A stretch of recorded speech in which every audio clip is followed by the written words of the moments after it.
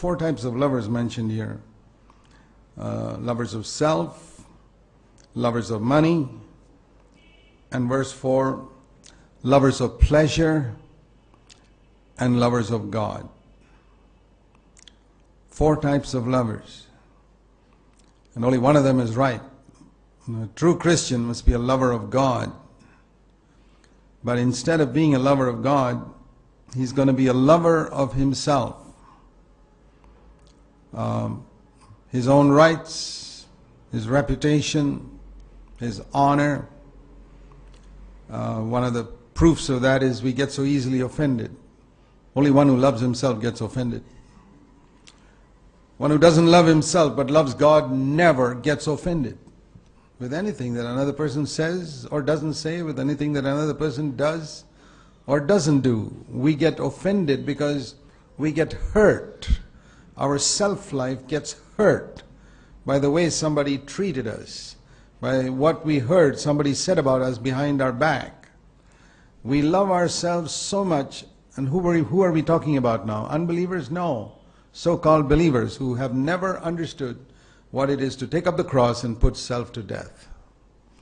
See, because in the last days there's going to be very little preaching about the cross and death to self-life. It's almost unheard of in most churches today and never heard of in Christian television. And so, when there's no preaching against death, on death to self, self is going to flourish in the lives of many Christians. They won't even know that you cannot follow Jesus if you love yourself. They'll think you can love yourself and follow Jesus.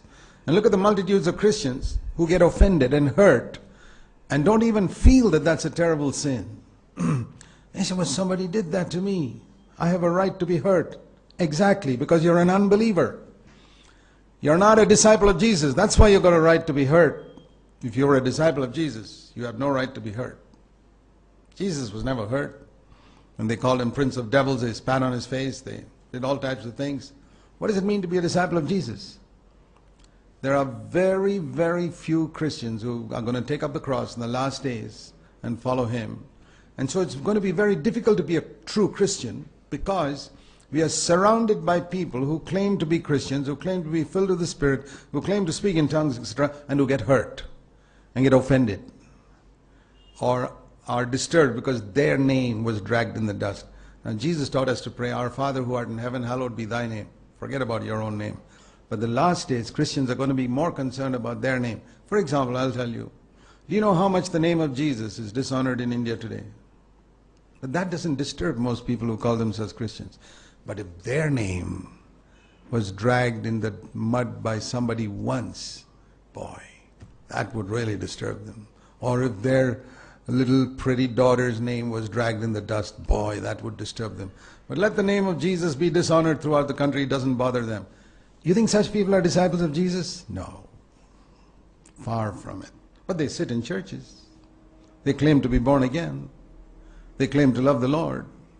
That is the amazing thing that the devil has done, deceiving them, that they love themselves from top to bottom, head to foot, and they think they are disciples of Jesus. So we can only warn you, nobody can change you from being a lover of self if you don't want to be free from it yourself.